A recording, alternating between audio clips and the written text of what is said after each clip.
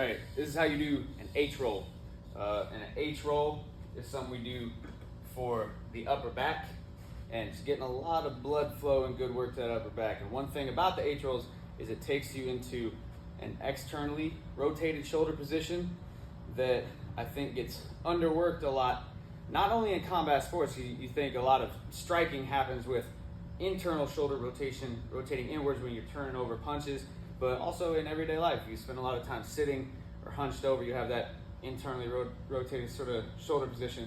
Even in jiu-jitsu and grappling sports, you get a lot of like pulls in this scapular area, a lot of pulled muscles there, and this H roll does a great job of getting that external rotation and getting a lot of blood flow to the upper back.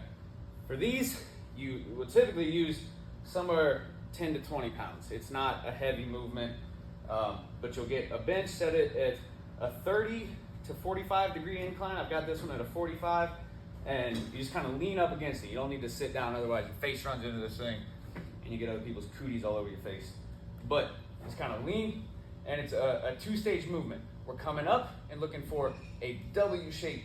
So this sort of position here with hands at about eye level, you think about pulling your elbows back together, like towards each other behind your back, and hands should stay as wide as the elbows, if not a little bit wider. And that's a common fault with these, is to bring the hands in too close to the head up here.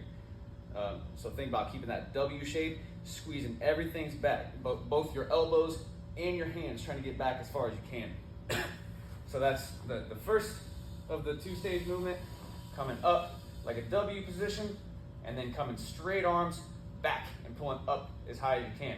And it's okay to use a little bit of swing with this, as long as it's still relatively controlled. It doesn't have to be slow pause.